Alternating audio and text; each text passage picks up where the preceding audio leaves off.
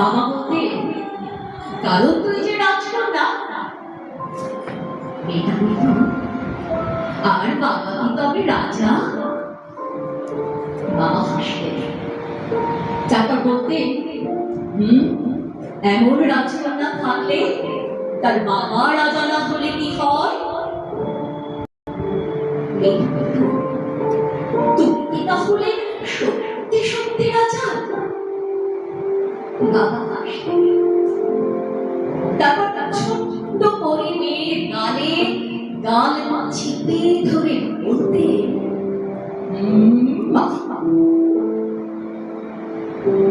বাবা চোখে ডুবে আছে। ছোট্ট পরীর মুখ ভার, সে দরজার আড়াল থেকে দেখে।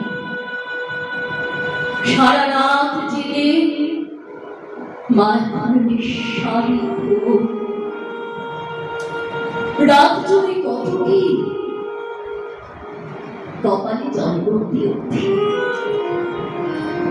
আচ্ছা, জল করতে গেলে কি হয়? জল খালি হয়ে যায়। ছোট্ট পরিলে বাবার গা ভেসে এই কথাটা কেমন ভূষণ শুক্র মুখের মানুষ। বাবার কি খুব কষ্ট হচ্ছে। ছোট্ট পরিলে তার বেনি করা চুলের ফিতে খুলে ফেলে। তারপর বেসিনের জলে ডুবিয়ে নিয়ে বাবার কপালে বাবা চোখ মেলে থাকার ঠিক সামনের আয়নায় তার চোখ টুকে লাল ফিতে তার কপাল চলে। পরিণীতা বড়দের মতো করে এসে বলে, রাজা সেই জল কি তাহলে বলবো? বাবা হাসে, দুহাতে চাপে ধরে রাজকন্যাকে। এমন রাজকন্যা থাকলে রাজা মহারাজাদের জল না কমে যাবে কোথায়? বাবা তার রাজকন্যাকে কাঁধে নিয়ে হাঁটে। কোলের ভিতর বিড়ালে রবি ঘুম পাড়ান, সারা বাড়ি ঘুরে ছোটেন।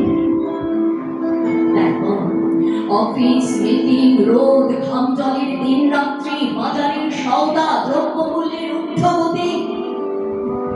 দিন শেষে হতাশায় ক্লান্তিতে গম্ভীর ঘরে ফেরা। কিন্তু পরিণীতা এসে বলে, তুমি কি আমার ক্ষতি বাবা? বাবা গম্ভীর মুখে বলেন, কেন মা? আজকাল আমায় যে আর রাজকন্যা বলে ডাকো না। ক্লান্তিরা ডানা চাপতে পারায় দুশ্চিন্তা দাও।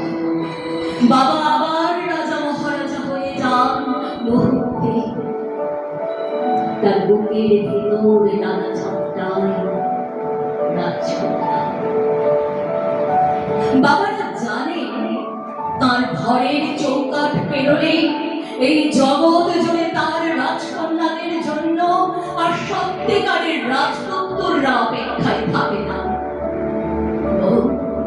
নখর বাগিয়ে ওঠ পেতে থাকে পুরুষের বেশে ভয়ঙ্কর সব।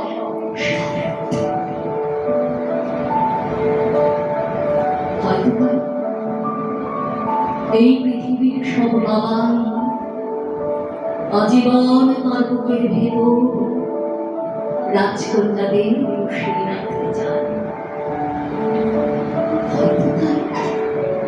জগৎ জুড়ে সব মেয়ের বুকের ভেতর আছে।